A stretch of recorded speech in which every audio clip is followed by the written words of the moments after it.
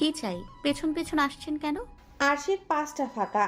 দিদুন রুমে ঢুকে গেছে তাহলে। শেহজাদ দেখে নিয়ে শুকনো গলায় ঢোক গিলল। লম্বা গলার ঢিবির মতো জায়গাটা নড়ে উঠল অল্প তাতে। অমনি আরশির চোখ চলে গেল সেথায়। শুনতেই পেল না যে শেহজাদ তখন বলছে, কথা আছে তোমার সাথে, অ্যান্ড ইটস আর্জেন্ট। সদর সাথের বোতামগুলো গলার দিকটায় অনেকখানি খোলা শেহজাদের। ঢোক গিললে গর্তর মতো পড়ছে কণ্ঠনালীর ঠিক একটু নিচে। সেখানে শিশিরের মতো জমছে বিন্দু বিন্দু ঘাম। আরশির মনোযোগ হারালো। খেয়ে হারিয়ে এক ধ্যানে তাকিয়ে রইল শেহজাদের গলার দিকে। ঘরে এসো। এখানে দাঁড়িয়ে বলে পসিবল নয়। হুম? তুমি কি আদৌ শুনতে পাচ্ছ আমি যা বলছি? বারবার হু হু করছো কেন ইডিয়েট? শেহজাদের কড়া স্বর শুনে হুঁশে ফিরল মেয়েটা। এলোমেলো তাকালো চোখের দিকে। শেহজাদের সরু দৃষ্টির নিচে ধীরে ধীরে মুখের রং বদলালো ওর। গালগুলো আবারও সকালের মতো গরম হয়ে যাচ্ছে। আচ্ছা, ঝামেলা করছে তো লোকটা। শুনবো কি করে? কেউ কথা বলার সময় তো বারবার কনসেন্ট্রেশনই নষ্ট করে দিচ্ছে আমার। আর সে আরেক দিকে ফিরে কোনো মতে বলে ফেললো সত্যিটা। পরপর আফসোসে বুথ হলো দৃষ্টি। হচ্ছেটা কি ওর? ইস! শেহজাদ এক পাশে ভ্রু উঁচিয়ে তাকালো সহসা। বুকে হাত বেঁধে দাঁড়ালো। সামান্য ঝুঁকে তীক্ষ্ণ চোখে দেখে লাল হওয়া মুখখানাকে। এমন করছো কেন আরশি? ঝটপট করতে করতেই ঘুরে তাকায় মেয়েটা। ভোরকে যায় শেহজাদকে ওর দিকে ঝুঁকে থাকতে দেখে। কাপা কাপা গলায় চোখ বড় বড় বানিয়ে শুধায়, কেমন কেমন করছি আমি? আর ও ওভাবে তাকিয়ে আছেন কেন আমার দিকে? তুমি কি সামহাও ব্লাশ করছো আরশি? সাথে সাথে গাল দুটো হাত দিয়ে ঢেকে ফেললো আরশি। মেপে মেপে এক পা পিছিয়ে জিজ্ঞেস করল, আমাকে দিদুন ডাকবে এবার। যা বলার তাড়াতাড়ি বলুন। তুমি আসলে ব্লাশ করছো। I can clearly see that red. আমি কোনো ব্রাশ ফ্রাশ করছিলাম না। আপনার জন্য তো মোটেই না। আপনার জন্য লজ্জা পাবো আমি? বয়েই গেছে আমার। আর কি রেড? লেকচারাল হয়েছেন বলে কি যা পাবেন সেটাই বিশ্লেষণ করে বোঝানো শুরু করে দেবেন? আমি শুনতে চেয়েছি আপনাকে বলুন, চেয়েছি। শেহজাদ হার মেনে নিল। এই ঝগড়ুটেকে এভাবে সামলানো যাবে না। ওকে, কিছু চাইতে হবে না। জাস্ট আমার একটা রিকোয়েস্ট রেখা। দিদুন আমাদের বিয়ের ব্যাপারে জানতে চাইলে আবার বলে দিও না যে এই বিয়েটা আমাদের অমতে হয়েছে। কথাটা আমাদের অমতে নয়, হবে আপনার অমতে। আমি তো ছোটবেলা থেকেই বিয়ে করতে চাইতাম। শেহজাদ ফের ভুরু উঁচাতেই তৎক্ষণাৎ গলার স্বর নরম হয়ে এলো আরশির। সাদা টাইলসের চোখ রেখে আওড়ালো, আচ্ছা, তবে তার আগে প্লিজ বলুন। শেহজাদ যেন শুনতে পায়নি এমন করে শোধালো, কি? বলেছি, আগে প্লিজ বলুন। কাউকে কোনো কিছু রিকোয়েস্ট করলে তার শেষে প্লিজ বলতে হয়। এটুকু সহবত শেখেননি নাকি? বলুন আরশি, প্লিজ প্লিজ প্লিজ আমার রিকোয়েস্টটা রাখো প্লিজ, এভাবে বলুন। শেহজাদ দাঁতে দাঁত চেপে চোখ বন্ধ করলো। এই মেয়ের সাথে সে বাকি মাসগুলো থাকবে কি করে? অন্তত ডিভোর্সের আগ অবধি এই মিসালকে সহ্য করতে হবে ভাবলেই তো ওর জ্বর চলে আসছে। কি হলো বলুন, নইলে বলা তো যায় না। কখন কি বেরিয়ে যায় আমার মুখ থেকে আপনার দাদির সামনে। বলেই আসি অনমুখ হয়ে তাকালো মানুষটার দিকে। কণ্ঠে তাগাদা। অগত্যা লম্বা শ্বাস টানলো শেহজাদ। চোখ বুজে আওড়ালো আরশির কাঙ্ক্ষিত শব্দটা। প্লিজ আরশি। থমকালো শেহজাদ। মুখ জড়ো করে এক টুকরো মিকি হাসি টেনে বলল, প্লিজ একটু ব্রেক লাগিয়ে কথা বলে দিদুনের সামনে। না মানে তুমি তো আবার তোমার ওই সম্মানিত মুখ থেকে প্রয়োজনের থেকে বেশি কথা বলে ফেলো। তাই বলছিলাম একটু খেয়াল রাখো, কেমন? আরশির মুখখানা অপমানে থমথমে হয়ে গেল অমনি। আমি জানি তো খোটা দিলেন আমাকে, তাও আমি এমন কিছু বলবো না যাতে আপনার মায়ের মাথা তার শাশুড়ির সামনে হেট হয়। আপনার দিদুনকেও কিছু বলবো না আমি। তবে হ্যাঁ, এই কাজের জন্য এক্সট্রা শর্ত অ্যাড হবে ডিলের শর্তের সাথে। আপনি শর্তনামা রাতে পেয়ে যাবেন।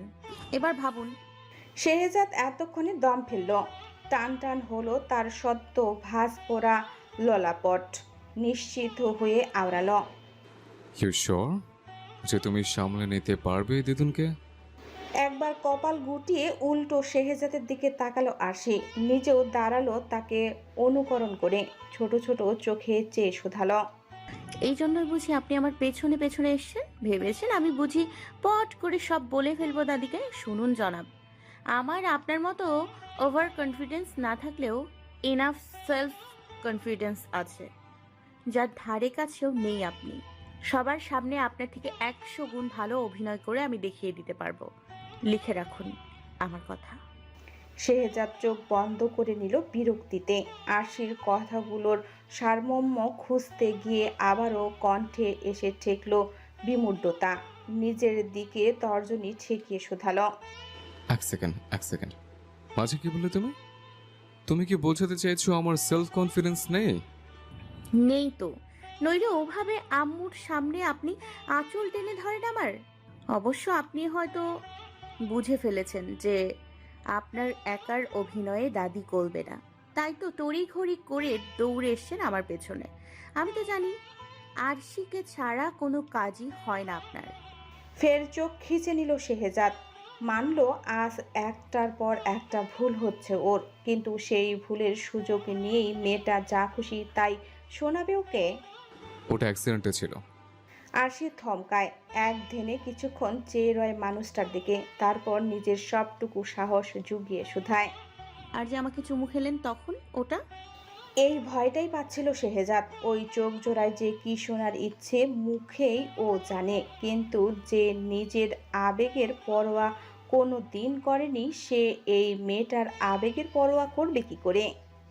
ওটাও অ্যাক্সিডেন্ট ছিল। আমি ভেবেছিলাম তুমি হয়তো দিদুনকে বলে দেবে আমি মিথ্যা বলছি।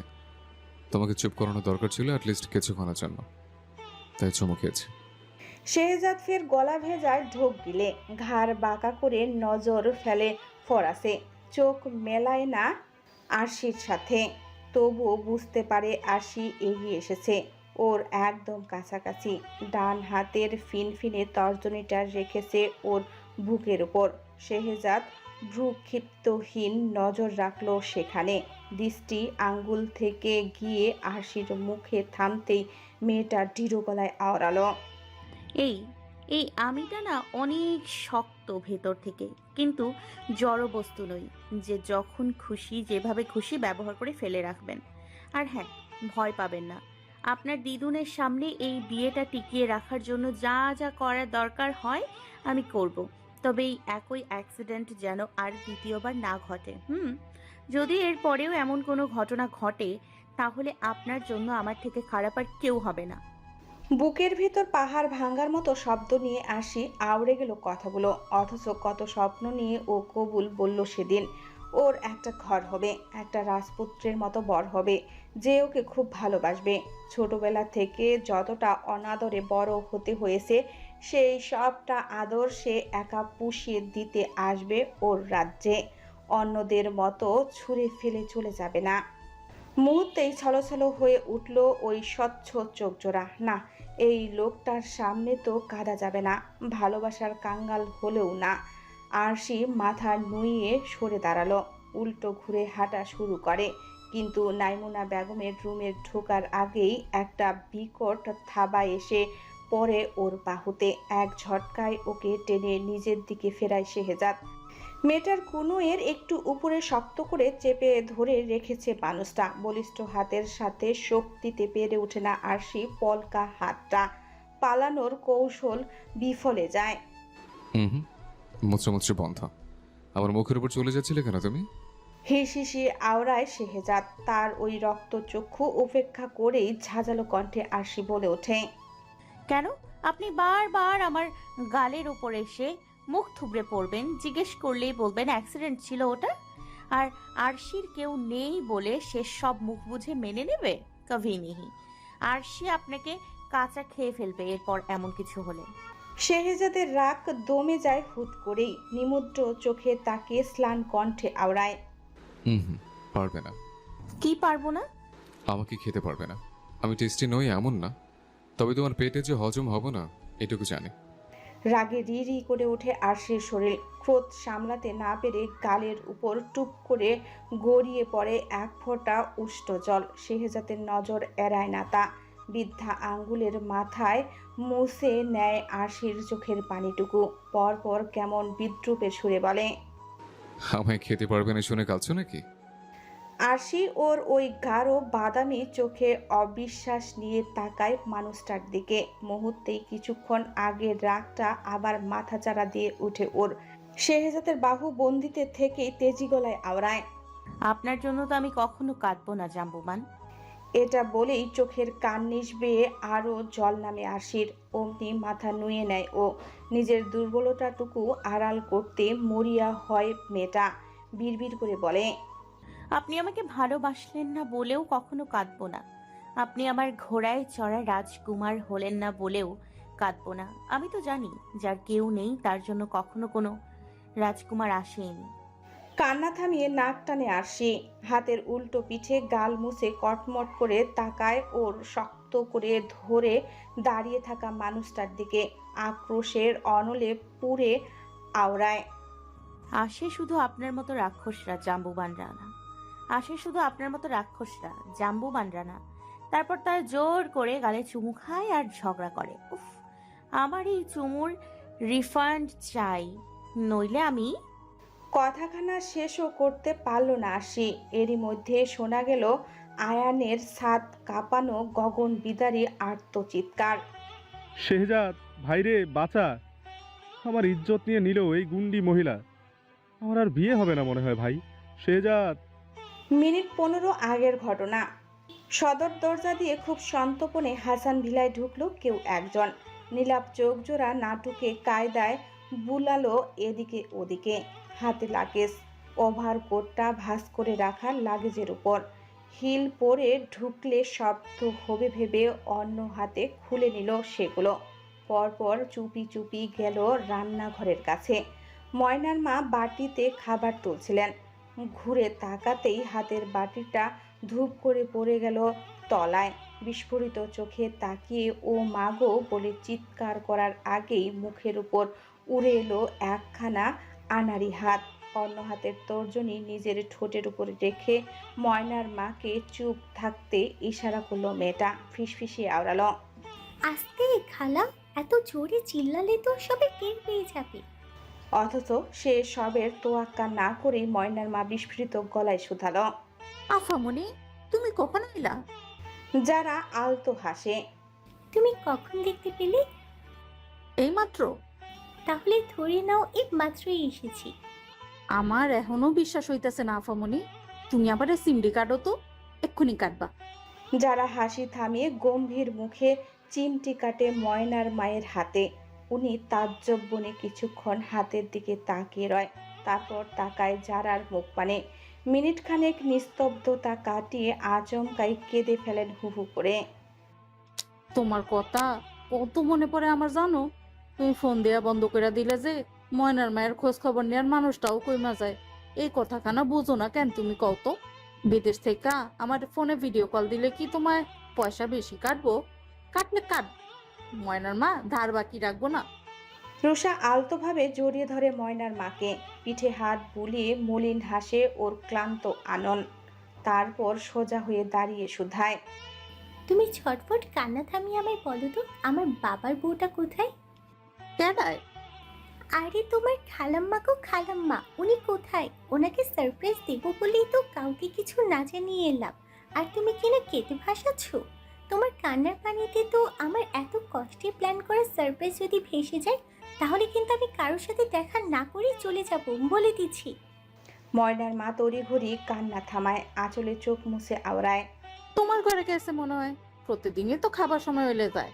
কতক্ষণ তোমার ছবি বুকে নিয়ে কান্নাকাটি করে, তারপর আবার চোখ মুখ মুচ্ছা আইসা খাইতে বসে।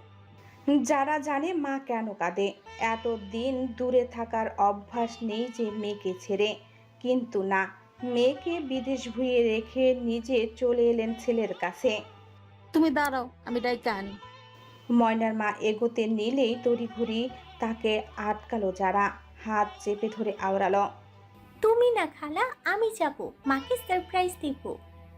ময়নার মা হেসে মাথা নাড়তেই যারা ছোট ছোট কদম ফেলল সিঁড়িতে। উপরতলায় উঠেই নিজের ঘরের দিকে নজর গেল তার। দরজা ভিড়ানো, তার ফাঁক গলেই কারো লম্বা ছায়া মূর্তি এসে পড়ছে ফরাসে। তার মানে মা ভেতরেই আছে। মুস্কি হেসে পা টিপল যারা, পা বাড়ালো সেদিকে।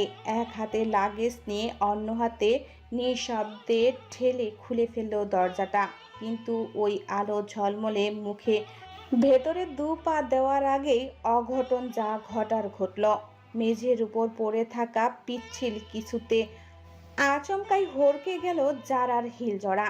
কিসে হরকালো ভাবার সময় কথায়। শক্ত মেঝেতে পড়ে শুধু মুখ থুবড়ে পড়ে দাঁত কপাটি ভাঙ্গা বাকি ছিল যারার। অথচ পড়ার পরও ব্যথার নামগন্ধ নেই, না আছে শরীরের নিচে শক্ত টাইলসের মেঝে। তাহলে কিসের উপর পড়ল ও?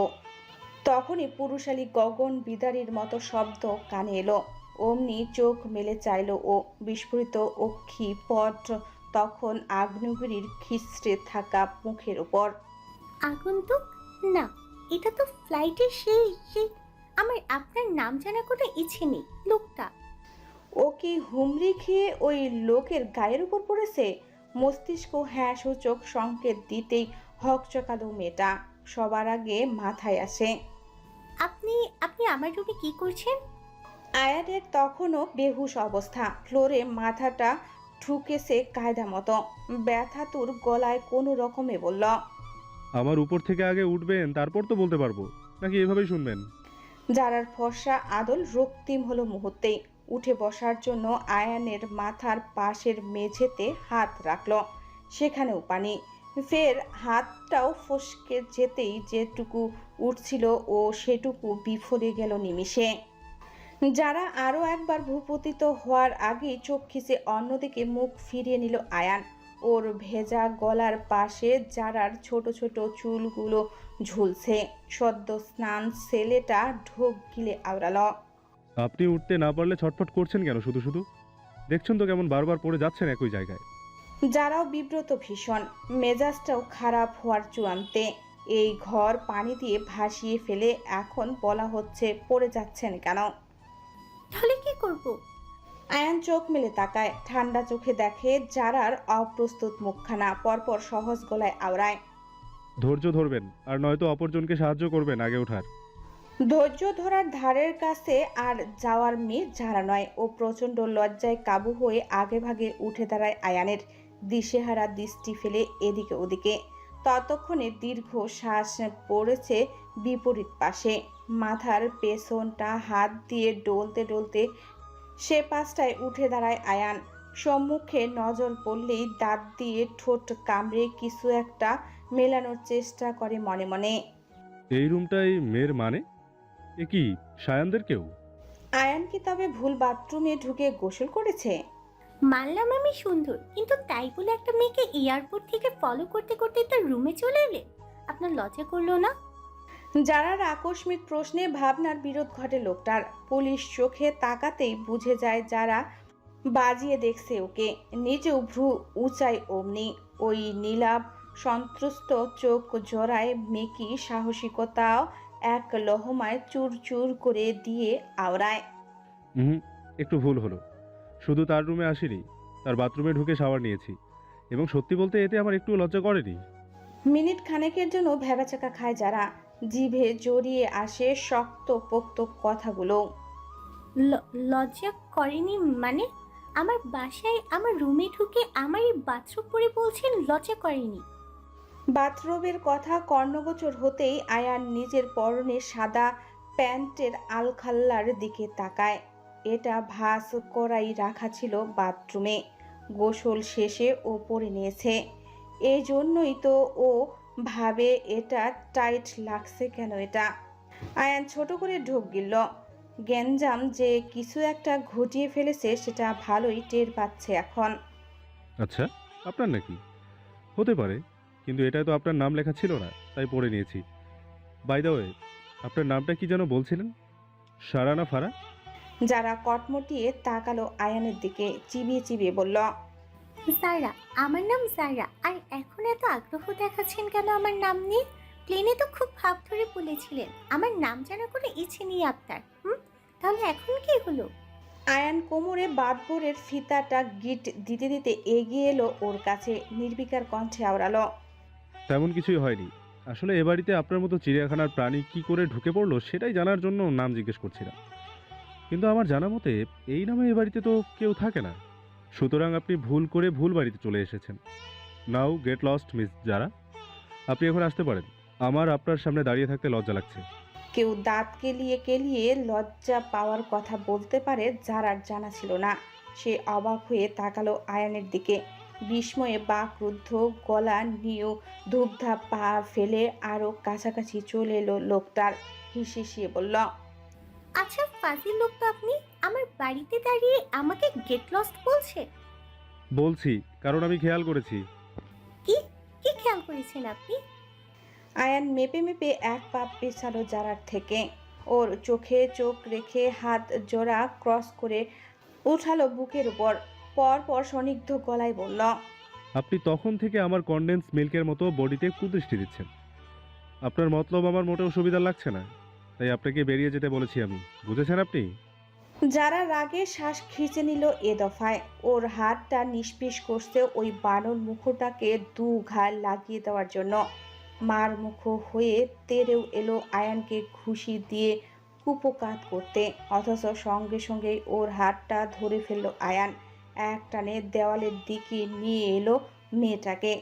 তারপর কেমন গো বেচারা মুখ করে জিজ্ঞেস করলো, আশ্চর্য পাবলিক তো আপনি। চেনা নেই জানা নাই, একা একটা ছেলেকে পেয়ে ইজ্জত লুটে নিতে পেরে আসছেন। যারা বিদ্রুপের চোখে তাকালো ওই শিষ্য বাদামি অক্ষিপটে। সব প্রশ্ন গলায় আওড়ালো, কেন? আপনি তো বললেন আমি আপনার কনডেন্স মিল্কের মতো বডিতে নজর দিয়েছি। নজর যেহেতু দিয়ে ফেলেছি, আর একটু ভালো করে দেখি। আয়ান হতবিলম্ব চোখে তাকালো জটিল মার্ডার কেসগুলো সলভ করা ইন্টেলিজেন্ট অফিসারকে কিনা এই সাধারণ কথাটার অর্থ উদ্ধার করতে হিমশিম খেতে হচ্ছে। কি ভালো করে দেখবে যারা? মস্তিষ্ক উত্তর তৈরি করার আগেই মেয়েটা ঘটিয়ে ফেললো অন্য কাণ্ড। এক হাত আয়ান আটকে রেখেছে তো কি হয়েছে, অন্য হাতে আয়ানের বাথরুমের ফিতার এক মাথা ধরে ফেললো সে। শুধু টান দেওয়ার আগে একবার চোখ তুলে চাইলো মানুষটার মুখ পানে। ফ্যাকাশে হয়ে গেছে সেখানটা। বিপদ সংকেত পেয়ে গেছে বোধহয়। অতপর কিছু বুঝে ওঠার আগেই আয়ানের সেই গগন বিদারী আর্তচিৎকার, শেহজাদ ভাইরে বাঁচা! আমার ইজ্জত নিয়ে নিল এই গুন্ডি মহিলা। আমার আর বিয়ে হবে না মনে হয়। শেহজাদ! যারা চট করে ফিতে ছেড়ে মুখ চেপে ধরলো লোকটার। বিলেতি চোখ জোড়া তটস্থ হলো ওই দিকে। আয়ান বড়সড় চোখ মেলে চেয়ে। বাদপুরের নিচে একটা হাফ প্যান্ট অবধি নেই ওর। মেয়েটা কিছু বলার আগেই রুমের দরজার পদচারণা ঘটলো বাড়ির বাকিদের। সবাই হন্তদন্ত হয়ে ছুটে এসেছে আয়ানের চিৎকার শুনে।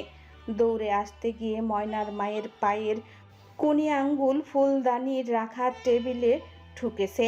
সে খোঁড়াতে খোঁড়াতে দরজায় এসে দু হাত মুখের উপর রাখলেন। বিস্ময়ে ধরাশায়ী হওয়া গলায় আওড়ালেন, ইয়া মাবুদ, এসব কি আফামনি? আপনি হাতের পেঁচাইয়া ধরে রাখছেন কেন? নাইমুনা বেগম হাতে পানের বাটা নিয়ে এসেছেন। এই দৃশ্য দেখে হাত ফসকে পড়ে গেল সেটাও। মরিয়ম ছাদ থেকে শুকনো মরিচের ডালা নিয়ে নামছিলেন। দরজায় এসে ভূত দেখার মতো চমকালেন। ডালা হাত থেকে ছেড়ে দিলে ঝনঝন শব্দে দিক বিদিক ছড়িয়ে পড়ল শুকনো মরিচগুলো। আর সে দাঁড়িয়েছে কেবল, তবে চোখ মুখ ফুলিয়ে একাকার অবস্থা। বাড়িতে আরও একটা নতুন মুখ দেখে স্বাভাবিকভাবেই ধাক্কা খেলো রমণী। কান্না টান্না ভুলে আবিষ্কার করলো আয়ান আর যারার দুজনই বেকায়দায় দাঁড়িয়ে আছে। ইস! শেহজাদ ওর পাশেই ছিল। সেকেন্ড খানেক নিস্তব্ধ থেকে প্রবলিস্ত শ্বাস ফেলল। এ বাড়িতে সুস্থ মস্তিষ্কের আদৌ কি কেউ আছে? মরিয়ম হাসান কণ্ঠ চূড়ায় তুললেন তৎক্ষণাৎ, রুষা, তুই কখন এলি? আর আর এসব কি? আয়ান গঙ্গানির মতো আওয়াজ করলো যারার হাতটা মুখ থেকে নামাতে।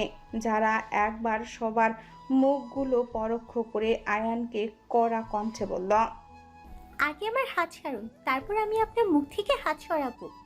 অগত্যা প্রথম পরাজয় আয়ানই স্বীকার করলো। হাত ছাড়ল রমণী। যারাও ওর মুখ থেকে হাত সরাতেই দুজন ছিটকে গেল দুদিকে। নাইমুনা বেগম অসহায় গলায় আওড়ালেন, কেউ বলবে আমাকে এখানে হচ্ছেটা কি আসলে? যারা মুখ খুলল এবার। এক নজর তিক্ত দৃষ্টি আয়ানের উপরে ফেলে বলল, উনি বিনা পারমিশনে আমার রুমে ঢুকে শাওয়ার নিয়েছেন। আয়ান আত্মপক্ষ সমর্থন করে জানালো, আজ্ঞে না, আমি পারমিশন পেয়েই শাওয়ার নিয়েছি, তবে ভুল বাথরুমে। যারা কটমটিয়ে তাকালো। ঘন ঘন শ্বাস ফেলে আবার বলল, উনি আমার বাথরুম পরে আমাকে বলেছে গেট লস। হ্যাঁ, কারণ আমার লজ্জা লাগছিল আপনার মতো গুন্ডিমের সামনে দাঁড়াতে। আমি গুন্ডি? আর আপনি যে আমার হাত মুছড়ে দিয়েছেন সে বেলা? ওটা সেলফ ডিফেন্স ছিল। যাই ছিল আমার লেগেছে, আর আপনি এখন এই মুহূর্তে এর জন্য আমার কাছে ক্ষমা চাইবেন। জি জি, আমি তো ভুল করেছি।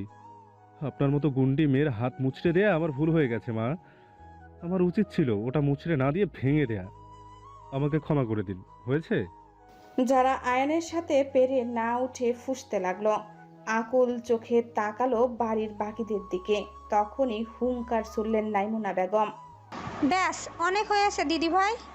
ওই ছোকরাকে নিয়ে নিচে এসো এক্ষুনি। আরশি ভাবলেন ড্রয়িং রুমে বিচার সভা বসবে, যেমন সকালে বসেছিল ওর আর জাম্বুবানের জন্য। কিন্তু তেমন কিছু হলো না। শুধু ভুল বুঝাবুঝিটুকু মিটিয়ে নিলেন মরিয়ম। আয়ান জানতো না ওটা রুষার বাথরুম, আর রুষাও জানে না যে আয়ান শেহজাদের বন্ধু। অতএব দুজনই যেহেতু এখানে সমান দোষী, তাই শাস্তিও দুজনের সমান পাবে। এটা শুনে আয়ান আর জারার ঝগড়া ড্রয়িং রুমে বসেও আরও একবার হাতাহাতি পর্যায়ে চলে যাওয়ার উপক্রম হলো। মরিয়ম ভরকে গেলেন। অসহায় গলায় ছেলেকে শুধালেন, এখন কি করব? এদের ঝগড়া তো থামছেই না। শেহজাদ বিকাশ শূন্য গলায় আওড়ালো, কি আর করবে, ধরে বিয়ে দিয়ে দাও, তোমরা তো এটাই ভালো পারো। শেহজাদ ভেবেছিল মা নাখোশ হবেন, ছেলের দিকে রুষ্ট চোখে তাকাবেন, হয়তো শুনিয়েও দেবেন দু কথা। কিন্তু উল্টো প্রোডার ক্লান্ত বদন চটচট করে উঠল খুশিতে। আয়ান আর জারার ঝগড়ার মাঝপথেই তিনি শাশুড়ির কানে কানে কিছু একটা বললেন। বৃদ্ধা সেটা আমলে নিলেন কিনা বোঝা গেল না। আর সে শুধু দেখলো নাইমুনা ভ্রু যুগল কিঞ্চিত কুঁচকে রেখেই শেহজাদকে বললেন, দাদুভাই, তোমার বাবাকে ফিরতে বলো। আজ সন্ধ্যায় দিদিভাইয়ের বিয়ে হবে ওই ছোকরার সাথে, আর কাল তোমাদের চারজনের একসাথে রিসেপশন। সমস্ত কোলাহল থেমে গেল এক লহমায়। আয়ান যারা দুজনের মুখেই এখন পিনপতন নীরবতা। যারা হতবিলম্ব দাদির দিকে তাকিয়ে অবাক গলায় শুধালো, কার বিয়ে তিতুর? আমি এই লোকটাকে বিয়ে করব না, অসম্ভব। আয়ানও তেরে এলো অমনি। আমারও শখ নেই আপনার মতো গুন্ডি মেয়ে বিয়ে করার। নেহাত বন্ধুর বোন, নইলে এতক্ষণে মানহানির মামলায় আপনি লকআপে থাকতেন। যারা আয়ানের প্রতি উত্তর না করে ধরল নাইমুনাকে। দেখলে তিতুর, দেখলে? তুমি বানর মুখ লোকটার সাথে আমাকে বিয়ে দিতে চাইছো? নাইমুনা সোফাতে বসেই গম্ভীর গলায় বললেন, এটা তোমাদের শাস্তি। কেন হাতাহাতি করলে ওভাবে? কেন ঝগড়া করলে? পরপরই তাকালেন আয়ানের দিকে। তোমার কোনো আপত্তি আছে আমার নাতনিকে বিয়ে করতে? আয়ান যারাকে শায়েস্তা করার এই মোক্ষম সুযোগ ছাড়ে কি করে? ওকে দিয়ে সরি বলানো? এবার এই মেয়েকে আয়ান হাড়ে হাড়ে টের পাবে সে কি জিনিস। আর মৌনতাটাও সম্মতির লক্ষণ। সুতরাং এটাকেই অস্ত্র করে চুপ থাকলো আয়ান। যারা ধপ করে বসে পড়ল মেঝেতে। শূন্য দৃষ্টিতে কিছুক্ষণ থমকে রইল। পরপরই বৃদ্ধার কোলের উপর মাথা রেখে মিহি গলায় আওড়ালো, তুমি আমায় লঘু পাপে গুরুদণ্ড দিচ্ছ তিতুর, আর করবো না ঝগড়া, প্রমিস। নাইমুনা তখনও নরম হলেন না, দৃঢ় গলায় বললেন, আমার কথা এ বাড়িতে শেষ কথা। ঝগড়া তোমরা আরও করো, আমার আপত্তি নেই, তবে তোমাদের বিয়ের পর করো, এটাই ফাইনাল, ব্যাস। বাড়ি থেকে ফোন পেয়েই তড়িঘড়ি ছুটে এসেছে মেহমেদ হাসান। রুষার ফেরার খবর মরিয়ম আসার পথে জানালেও মায়ের জরুরি তলবের কারণটুকু চেপে গেছে কৌশলে। অগত্যা হয়রান পেরেশান আদলে বাড়ির চৌকাঠে পা রাখতে না রাখতেই রহস্যের জট খুলল নাইমুনা বেগম। পাত্র হিসেবে আয়ানকে তার পছন্দ। শরীর ভালো থাকে না আজকাল। সিলেট ফিরে যাওয়ার আগে নাতনির বিয়েটা অন্তত চোখে দেখতে চান তিনি। এই বাড়ির সবাই তো আবার তাকে না জানিয়ে বাড়ির ছেলে মেয়ের বিয়ে দিয়ে দেয় কিনা। মেহমেদ হাসান সব শুনে প্রতিউত্তর কি করবে ঠাউর করতে পারলেন না। একদিকে মা, অন্যদিকে দায়িত্বের ভার বয়ে বেড়ানোর কাঁধটায় মাথা ঠেকিয়ে বসে থাকা নিজের সবচেয়ে আদরের সন্তান যারা। মেহমেদ মেয়ের মাথায় হাত বুলিয়ে জিজ্ঞেস করলেন, বাবার উপর ভরসা আছে তো? যারা নাক টানলো সজোরে, ওপর নিচ মাথা নাড়তে নাড়তে বলে উঠল, কিন্তু আমি ওর বাদুরমুখ অফিসারকে বিয়ে করব না বাবা।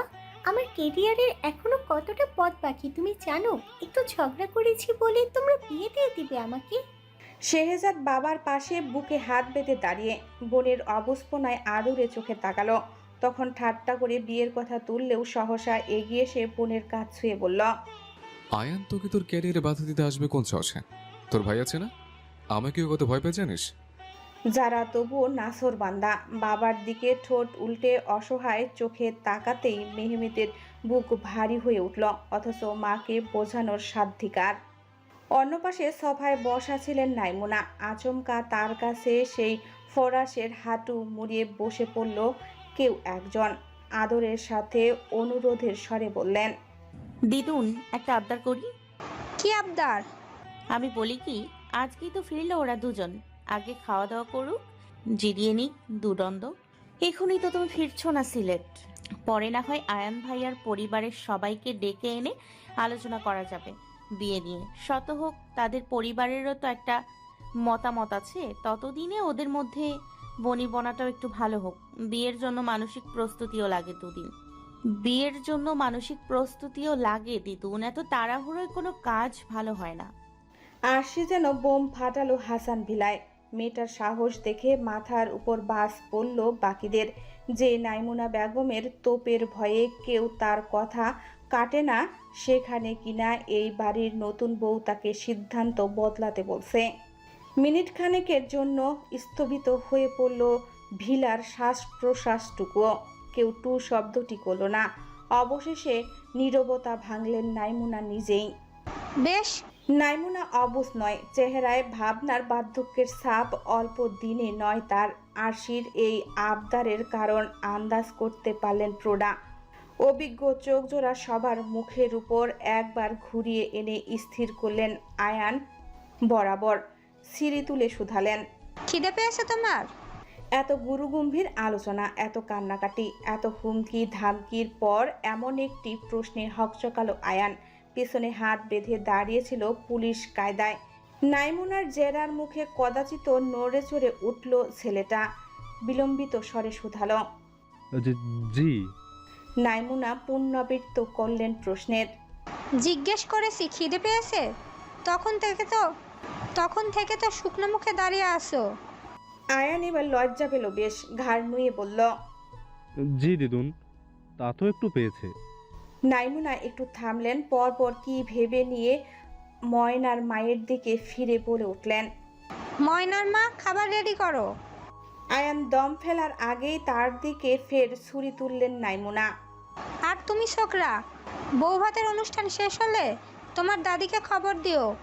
উনি যেন অতি সত্বর আমাদের বাড়িতে চলে আসেন। উনি এলে তোমাদের বিয়ের কথাবার্তা আমরা সামনে আগাবো। আমি তোকে ভয় পাই না, শালা তোকে আজ আমি মেরেই ফেলবো। বালিশের বাড়ি খেয়ে কাউকে কোনোদিন মরতে দেখেছিস? আয়ান ফুঁসে উঠল অমনি। বলিষ্ঠ শরীরের এক ঝটকায় বন্ধুকে উল্টো ফেলালো বিছানায়। শেহজাদের কোমরের দু পাশে দু হাঁটু রেখে নাক ফুলিয়ে বলল, কিন্তু চাপা খেয়ে তো মরেছে। তোকে আমি আজ বালিশ চাপা দিয়েই মারবো। শালার উল্লুক, সুযোগ বুঝে আমাকে ফাঁসানো না? শেহজাদ তখনও পেটে হাত চেপে হাসছে। আত্মরক্ষার কোনো চেষ্টা না করে সে দাঁত বের করে বলল, তুই তো আমাকে বলেছিলি বিয়ে তাকদীরের বিষয়, আর আমার বোন তোর নসিবে ছিল। এখন চমন দিকে বালিশ চাপা দিয়ে আর বালি, বিয়ে তো তোকে এ বাড়িতেই করতে হবে। তাই বলে কথাটা আর্ধেক বলে থেমে রইল আয়ান। শেহজাদ ভ্রুকুটি করে শুধালো, তোর সমস্যা কথা বলতো? রুষা যথেষ্ট ডিসেন্ট, পড়াশোনাও দুর্দান্ত। অ্যাটলিস্ট ওকে নিয়ে তোর কোনো টেনশন করতে হবে না বিয়ের পর। She is such a matured girl. Matured? গতকাল ফ্লাইটে কানের পোকা বের করে দিয়েছে আমার। একই প্লেনে ছিল নাকি তোরা দুজন? হুম। বাহ, ইন্টারেস্টিং তো। কিচ্ছু ইন্টারেস্টিং না। দেখ ভাই, যারার সাথে আমার ইহজীবনে এই বিয়ে সম্ভব না, তখন না হয় তোর দাদির তোপে পড়ে বিয়ের কথায় করেনি, কিন্তু এসব আমাকে দেখলেই তোর বোন তেড়ে আসবে, আমি শিওর। আসলে আসবে, বউই তো। আয়ান আঁতকে উঠল। এই বউই তো আমার নিঃশ্বাস বন্ধ করার জন্য যথেষ্ট। নিজে তো দিদুন যা জিজ্ঞেস করেছে তাতেই ঘাড় কাত করে রেখেছিলে, আর এখন আমার মন খারাপ হয়ে গেল। রেখেছিলাম কি সাধে? এ বাড়িতে তো আমি হলাম ফান্দে পড়িয়া বকা কান্দেরে মুভির রাজু, আর তোর দাদি চৌধুরী সাহেব যেভাবে কথায় কথায় আমার দিকে ছড়ি তোলে, আমার রু তো তখনই সফর বের হয়ে যায়। শেহজাদ দমফাটা হাসির বিপরীতে চুপসে গেল বেচারার মুখ। অমন ভাবেই বালিশটা মুখের উপর চেপে ধরল শেহজাদের। তবে হাসান সাহেবের ছেলেও কম নয়। প্রকাণ্ড ঘুষিতে চোয়ালের হাড় নড়িয়ে দিল আয়ানের। প্রতিপক্ষ দুর্বল হতেই তাকে অবলীলায় ঠেলে ফেলে দিল বিছানায়। পরপর বালিশ সহ উঠে এলো বন্ধুর উপর। লিসেন বাড়ি, ছাত্রছাত্রী পড়ালো, I have enough stamina to knock you down. So, be careful, okay? শেহজাদের হুমকি সুলভ বাক্যে দমল না অফিসার। ট্রেনিং করা পক্ষ শরীর তার। দু বন্ধুর মাঝে হাতাহাতির সূত্রপাত ঘটে গেল মুহূর্তেই। তারপর শুরু হলো ওকে ধরাশায়ী করে ফেলার চেষ্টার কুস্তিযুদ্ধ। এক চুলও ছাড় দিচ্ছে না কেউ কাউকে। ছোট সাহেব, খালাম্মা আপনারে নিচে ডাকতেছে। ওই যে নতুন বৌমনির সাথে আপনার রান্নাঘরে ঢুকতে হইব না। দরজার সামনে এসে কথাটা বলতে বলতে থেমে গেল ময়নার মা। আয়ান আর শেহজাদকে এই অবস্থায় দেখে চোখ জোড়া বক্ষ তালুতে উঠল তার। জিভ কেটে ঘুরে দাঁড়ালো সহসা। দেরি না করে বেরিয়ে যেতে যেতে বিড়বিড় করে আওড়ালো, আজকালকার জামানাটা আর জামানা নাই। বউ থুরি বন্ধুর লগে সি সি সি। ছোট সাহেবের দেহি পড়াইতে পড়াইতে আসলে মাথাটা খারাপ হইয়া গেছে। সিঁড়ি দিয়ে নিচে নামতে গিয়ে পেল আরশিকে। তাকে দেখেই হাহাকার করে উঠল ময়নার মা। সহস্র সহানুভূতি চোখ নিয়ে তাকালেন মেয়েটার দিকে। আরশির পরনে হালকা খয়েরি জমিনের জামদানি, আঁচলের নকশার সোনালি প্রলেপ, একই রঙের খয়েরি 3/4 ব্লাউজ, গলায় আর কানে নাইমুনার পরিয়ে দেওয়া স্বর্ণের চিকন হার আর ঝুমকো। প্রসাধনীর ব্যবহার নেই বললেই চলে। তাতেও যেন কোনো অংশে ফিকে পড়েনি চোখ মুখের লাবণ্য। নতুন বউ ঘ্রাণটা এখনো ঘুরঘুর করছে আশপাশে। এমন লাবণ্যময়ী রমণীকে বাদ দিয়ে কিনা বন্ধুর দিকে নজর দিল স্বামী। ময়নার মা এক চোট শ্বাস ফেলে 2 হাতে শক্ত করে ধরল আরশিকে। চোখ মুখ শক্ত করে বলল, নতুন বৌমনি, এখনো তো সবটা শেষ হয় নাই। বেড়া মানুষের আবার বউ লাগবো না, এটা হইতে পারে? আপনার আমি কইতাছি, আইজ রাইতেই যা ব্যবস্থা করার আমি কইরা দিব। তয় ছোট সাহেব রে বেপথে কিছুতেই যাইতে দিব না। ময়নার মা কথাগুলো আউড়ে চোখের কোণ মুছল। ঝড়ের গতিতে নিচে নেমে গেল সঙ্গে সঙ্গে। ওইদিকে আরশি তখনও ফ্যাল করে তাকিয়ে সম্মুখে। সংবিত ফেরার পর যতক্ষণে ও পেছনে চাইল ততক্ষণে উধাও উনি। রাতে তার অনেক কাজ, এখন নতুন বউকে ওসব বলা যাবে না। বেচারির মন ভেঙে গেলে তো তার স্বামীরই সর্বনাশ। গোধূলির মাধবী আকাশের ডানা ছেড়ে ভেসে বেড়াচ্ছে নিড়ে ফেরা পাখির দল। তবে শিথিল হয়নি তাপদাহ। শহরের অতিষ্ঠ জনজীবন, চায়ের কাপে মুখ থুবড়ে পড়া টঙ্গের আড্ডা, সব কিছুতেই যেন ঝিম ধরা ভাব এই সন্ধ্যা নামার মুখে। নাইমুনা মাগরিবের নামাজ আদায় করে ড্রয়িং রুমে এসে বসেছেন। রান্নাঘরে টুকটাক কাজ সারছিল মরিয়ম। ঘুরে তাকিয়ে নাইমুনাকে দেখে প্রশস্ত হাসলেন ভদ্রমহিলা। আঁচলে হাত মুছতে মুছতে এগিয়ে এসে বললেন, মা, চা করে দেই? ভিলার এদিকটা বেশ অনেকটা জায়গা জুড়ে খোলামেলা। রান্নাঘর আর ডাইনিংয়ের মাঝে আলাদা কোনো দেওয়াল তোলা হয়নি। ঘেরাও করা চিকেন কাউন্টারের বদলতেই বোঝা যায় এই বিশাল খোলা জায়গা, এক দিকটা মরিয়মের রসুই ঘর। নাইমুনা এদিকে ওদিকে তল্লাশি নজরে খুঁজছেন কাউকে একটা, না পেয়ে শুধালেন, তা আমার নাত বউ সে কোথায়? সন্ধ্যের চা তো বানানোর কথা তার আর দাদু ভাইয়ের। মরিয়ম আরশিকে নিয়ে চিন্তিত না হলেও ছেলের মতিগতি নিয়ে যথেষ্ট সন্দিহান। মার্জি মাফিক চলা ছেলে দাদির সামনে মায়ের সিদ্ধান্তকে সম্মান দিতে রাজি হলেও আরশির সঙ্গে চা বানাতে কতটা রাজি হবে আন্দাজ করতে পারলেন না উনি। অগত্যা অসহায় গলায় আওড়ালেন, ময়নার মা তো গেল ডাকতে ওদের দুজনকে, এখনো কেন আসছে না? একজোড়া পিতলের নুপুরের রিনঝিন আওয়াজ দোরগোড়ায় এসে থামতে অসম্পূর্ণ রয়ে গেল মরিয়মের কথাখানা। স্মিত হেসে তাকাতেই মাথার ঘণ্টা টানা পদ্ম কোমল মুখটা সহসা এগিয়ে এলো তার কাছে। আমায় ডাকছিলে আম্মু? আরশির সহজ প্রশ্নে ভারী কি জবাব শুনলেন নাইমুনা। আমি ডেকেছি তোমাকে নাত বউ, শুধু তোমায় না আমার দাদু ভাইকেও ডেকেছি। সে কোথায়? অমনি আরও একজোড়া উচ্ছ্বাসিত পা এসে থামলো তাদের মাঝে।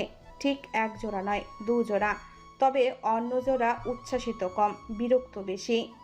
এই তো ধরে নিয়ে এসেছি তোমার দাদু ভাইকে তিতুন। যারার উৎফুল্ল কণ্ঠ টের পেয়ে সেদিকে চোখ তুলল আরশি। চঞ্চল ভারী মেয়েটা দুপুরের চাইতে স্বাভাবিক হয়ে এসেছে অনেক। কাঁধ অবধি ট্রিম করা চুল আর লাল সাদা কুর্তি পাজামায় প্রাণবন্ত লাগছে তাকে। তবে সেই দীর্ঘদেহী মানুষটাকে বগলদাবা করে নিয়ে এসেছে তার ননদ। তার চেহারা ঘুটঘুটে অন্ধকার, বিরক্তিতে শাসা, চোখে চোখ পড়তেই আরেক দফা কোণঠায় আরক্তিম হলো আরশি। মানুষটা ভীষণ ঝরঝরে, চুলগুলো হালকা বাদামি আভা ছড়াচ্ছে ঝাড়বাতির আলোয়। উদাম গা আর ওভার সাইজ গ্রে ট্রাউজারের আগাগোড়া উপমা দেওয়ার মতো পুরুষালী সৌন্দর্য তার, অথচ মুখটা দেখো কেমন বাংলার পাস বানিয়ে রেখেছে। আর আরশি কিনা তবুও লজ্জায় লাল হলো। সি, ওই একহারা লাজুক মুখটায় অপরজন চোখ বুলিয়ে নিল অগোচরে। মিসাইলটা এই ভর সন্ধ্যায় এত সেজেছে কেন? তার সাথে চা বানাবে বলে? অথচ ভাবখানা দেখো, দেখে মনে হবে যেন নবাব ফয়জুন্নেসা দাঁড়িয়ে আছেন। কি হয় একটু শেহজাদের দিকে ভালো করে তাকালে? আমি চা বানাতে পারি না দিদুন, শুধু কফি বানাতে পারি। কফি খাবে? নিজের কৌতূহলটুকু ধামাচাপা দিতে না পেরে থমথমে গলায় বলে উঠল শেহজাদ। ওর কথা শুনে যারা আর মরিয়ম ঠোঁট টিপে হাসলেও রুষ্ট হলেন নাইমুনা। আরশিকে উদ্দেশ্য করে বললেন, আমার নাত বউ তো পারে, ও তোমায় শিখিয়ে দিবে দাদু ভাই। কিন্তু আজ সন্ধ্যায় আমি চাই খাবো, আর সেটাও তোমাদের হাতে।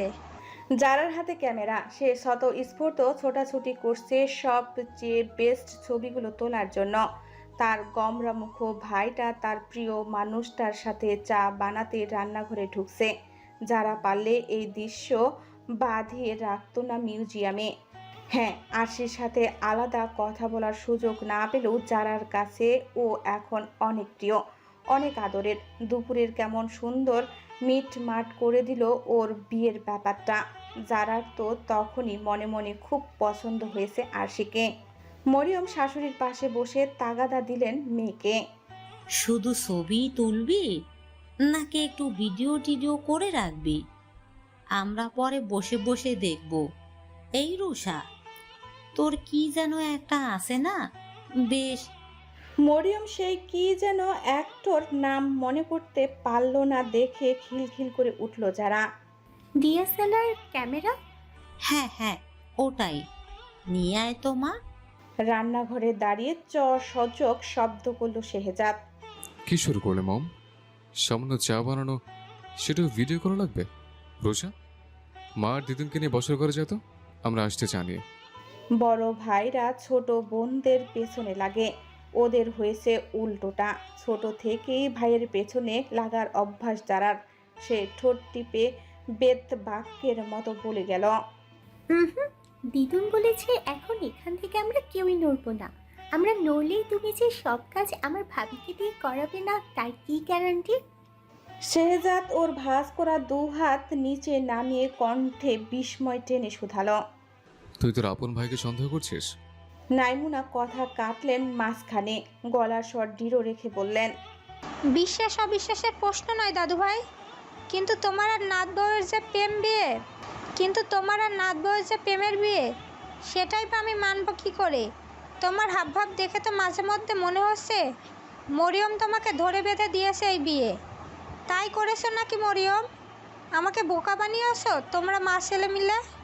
পাশে বসা মরিয়ম উসখুস করে উঠলেন। অমনি ঢোক গিলে অসহায় চোখে তাকালেন ছেলের দিকে। যারাও বিলম্ব চাউনিতে একবার ভাই তো একবার মায়ের মুখের দিকে তাকালো। ঘটনার আদ্যি প্রান্ত না জেনেই বলে উঠল, প্রেমী বিয়ে? তবে আমি যে শুনলাম। Okay fine. মাঝপথেই বোনকে থামিয়ে দিল শেহজাদ। দিদুনের সামনে ওর বোল খেলার আগেই পুরো স্বরে আওড়ালো, আমি আমার বউয়ের সাথে রোমান্টিকভাবে চা বানিয়ে তোমাদের খাওয়ালেই আমাকে বিশ্বাস করবে তো দিদুন? নাইমুনা হাসি চেপে গভীর শ্বাস ফেললেন। যারাকে ছোট করে শুধু জানালেন, হ্যাঁ আপাতত শুধু চা, কিন্তু যে কদিন আমি এ বাড়িতে আসি তোমাদের সবার ওপরই কড়া নজর থাকবে আমার। শেহজাদ মুঠো শক্ত বানিয়ে আর চোখে তাকালো পাশে। আরশি ঘাড় নুইয়ে ছুরি দিয়ে চপিং বোর্ডে আদা ছিলছে, মুখ তুলে দেখছেও না কাউকে। খুচরো চুলগুলো ঢেউয়ের মতো ভিড়ে রেখেছে তার মুখ। চুলায় চায়ের পানি বসানো, মাথা নিচু করে রাখলেও পানির ওই বুদবুদানির মতোই গাল জুড়ে ছড়িয়ে পড়ছে গোলাপি আভা। সেই স্নিগ্ধ সুষময় বৃষ্টির মতো মিশে গেছে ওর রমণীর লাজুকতা। ধীর কদমে আরেকটু এগিয়ে এলো শেহজাদ।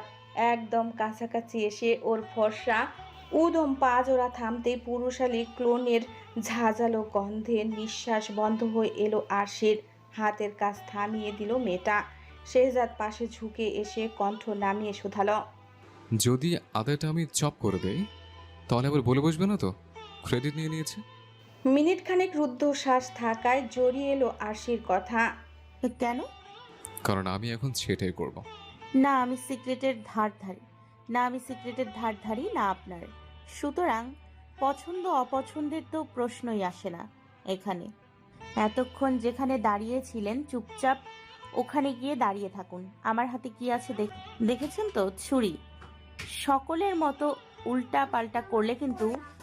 শেহজাদ শুনল না ওর পুরো কথা। কোনো হেলদোল ছাড়াই গিয়ে দাঁড়ালো মেয়েটার পেছনে। চওড়া বুকে মিশিয়ে নিল লাশবন্দির পৃষ্ঠদেশ। বলিষ্ঠ হাত জোড়া আরশির বাঁকানো কোমরের দু পাশ দিয়ে এনে দখল বসালো তার কাজে। ছুরিটা ছিনিয়ে নিয়ে চপিং বোর্ডে আওয়াজ তুলল আনারি এই চাওয়ালা। আরশি বারণ করতে গিয়েই ওর কাঁধে চিবুক ঠেকিয়ে মুখ বন্ধ করে দিল মেয়েটার। ফিসফিস করে আওড়ালো, আমার জন্য না হোক, অ্যাটলিস্ট মমের জন্য আমার সাথে এই মিথ্যে ভালোবাসা বসে নাটকটা করতে পারবে না? তখন তো খুব বলেছিলে আমার থেকে ভালো অভিনয় করে দেখিয়ে দেবে। এখন কি হলো?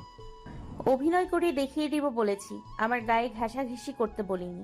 Can't help sweetheart. দিদিনের সামনে পৃথিবীর সেরা রোমান্টিক হাবির রোল প্লে করতে গেলে একটু বউয়ের আশপাশে তো ঘেঁষতেই হবে। শেহজাদ মেয়েটাকে কোলের মধ্যে ঢুকিয়ে চায়ের পানিতে কুচানো আদা ঢালল। এরপর কি দেওয়া লাগবে? আরশি দাঁতে দাঁত চেপে রইল ততক্ষণ। সবার কথা ভেবে মুখে মেকি হাসি ফুটিয়ে বলে গেল, এলাচ। শেহজাদ বাধ্য ছেলের মতো মাথা নাড়ল। টক বুগিয়ে ফুটে ওঠা পানিতে এলাচ দিল।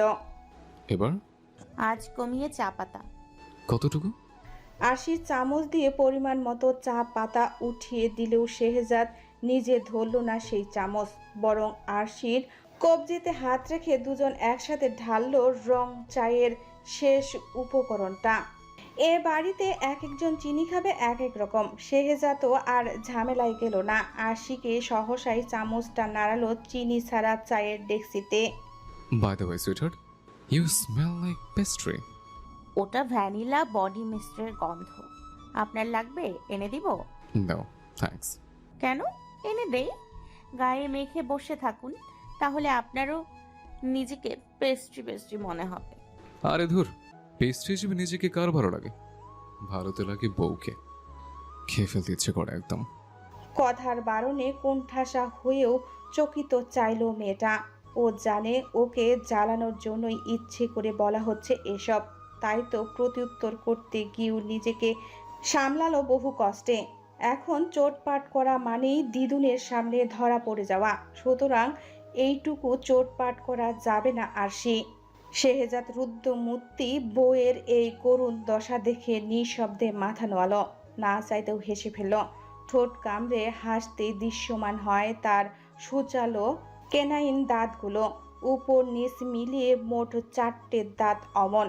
আরশি এই প্রথমবার এত কাছ থেকে দেখলো ওগুলো, কি সুন্দর।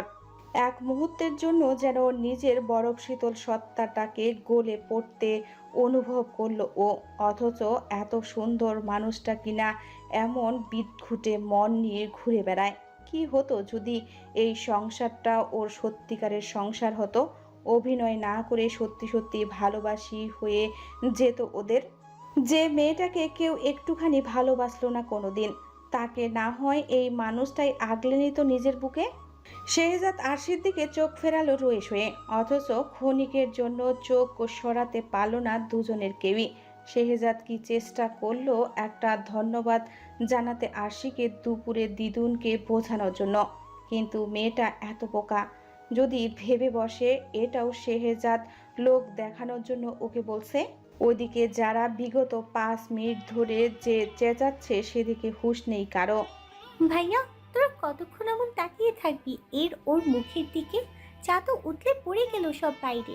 আমাদের কি খালি ট্যাক্সিতে চা খাওয়াবি ভাইয়া? যারা সজোরে চেঁচিয়ে উঠতেই ঘোর ভাঙল ওদের। আরশির হাত রাখা ছিল কাউন্টারের উপর, চুলো থেকে ইঞ্চিখানেক দূরত্বে।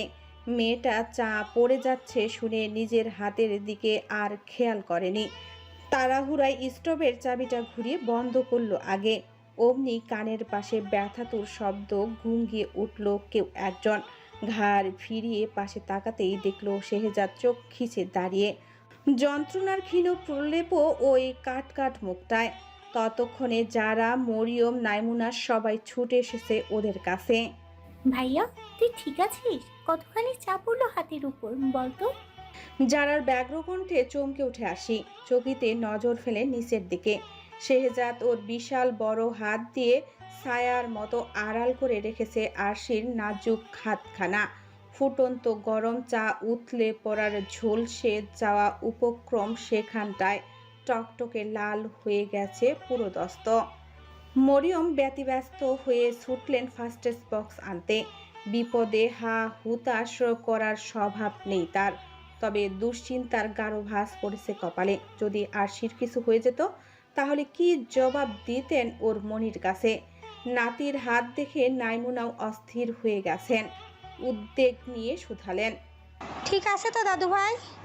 শেহজাদ চোখ মেলল এতক্ষণে, নিজের হাতটা আরশির হাতের উপর থেকে সরিয়ে ঝাড়তে ঝাড়তে বলল, মিয়া আম ফাইন দিদুন।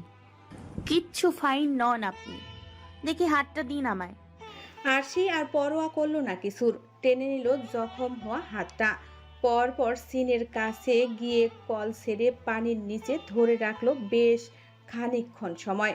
স্বতঃস্ফূর্ত কোমল মুখটা উৎকণ্ঠায় ফিকে হয়ে গেছে তার। কিছু সময় কাটতেই মলিন গলায় শুধালো, আপনি এত বেপরোয়া কেন বলুন তো?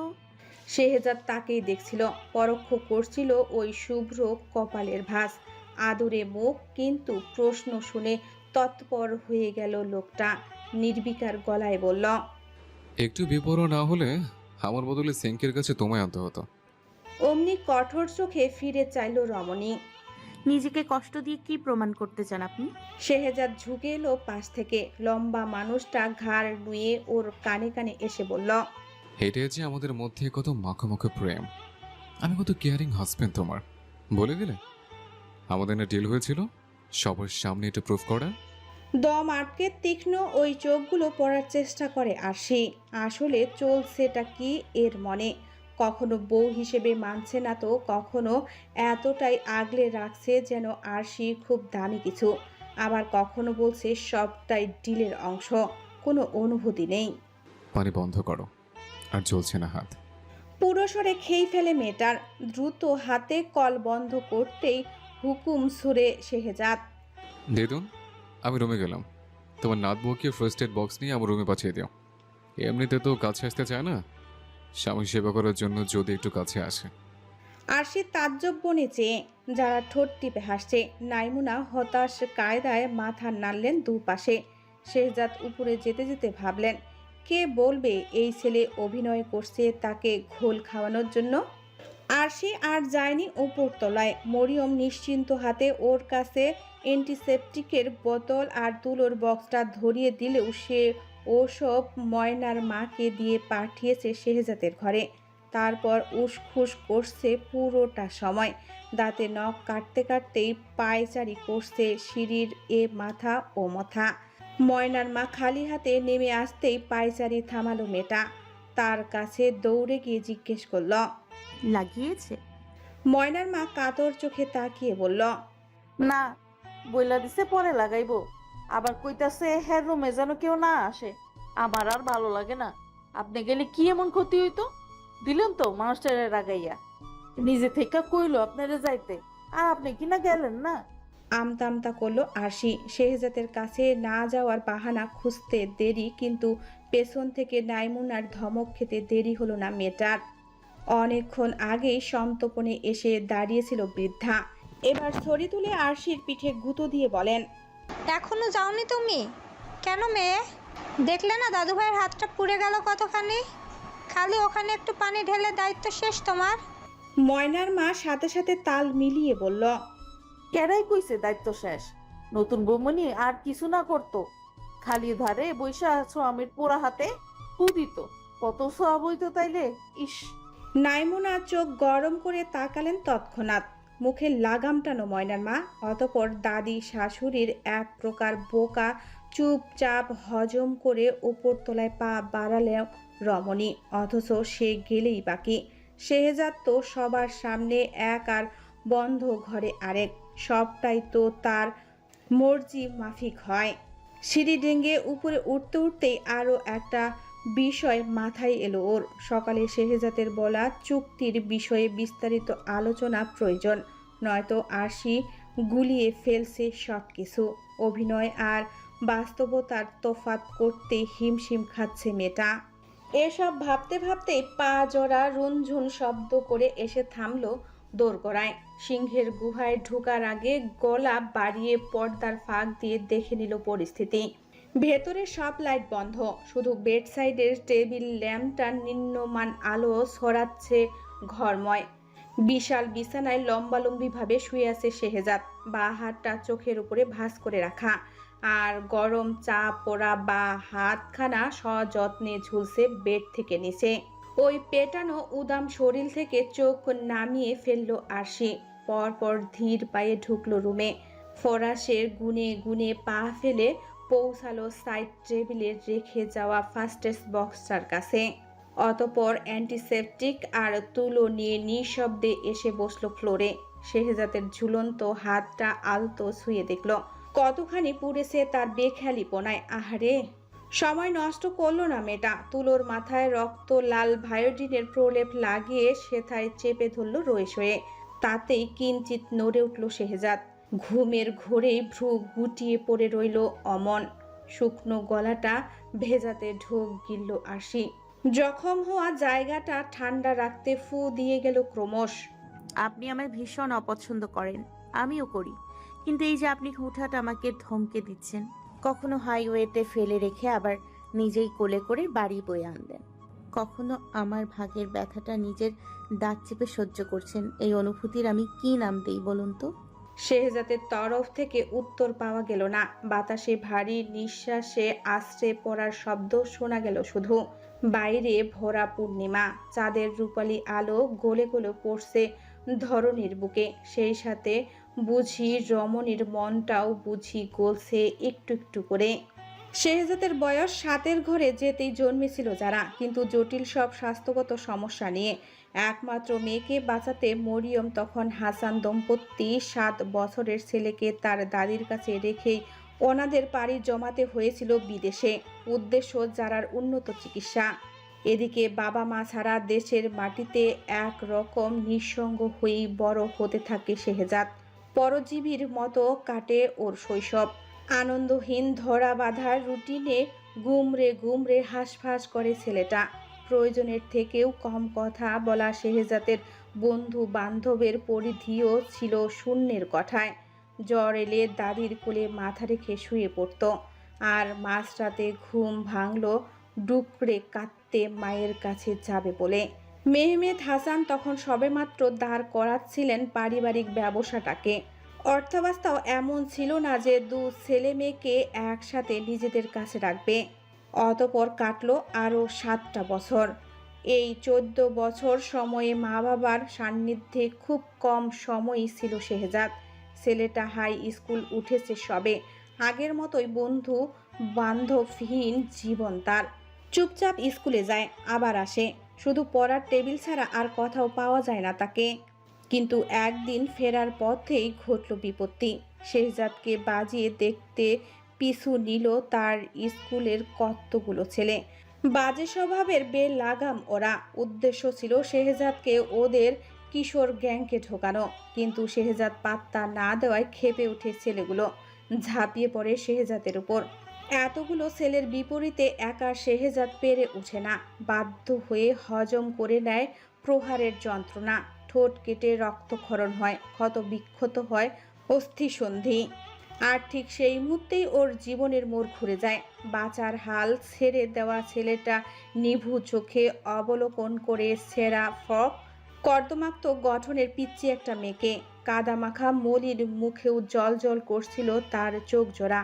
শেহজাদকে মার খেতে দেখে সে একাই মাটি থেকে ইটের টুকরো উঠিয়ে এনে হাতে পরপর ছুঁড়ে মারে ছেলেগুলোর দিকে।